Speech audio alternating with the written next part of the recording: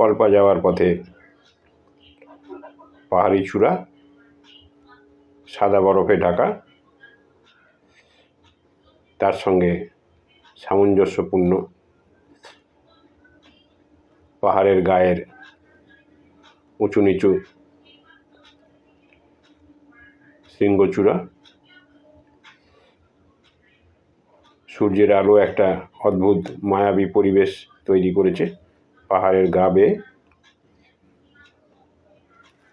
সর্বত্রই আপনারা দেখতে পাচ্ছেন কি অদ্ভুত একটা খাঁটি নীল আকাশ বলা যায় একে। আমরা শহরে এমন খাঁটি নীল আকাশের দর্শন প্রায় পাই না বললেই চলে।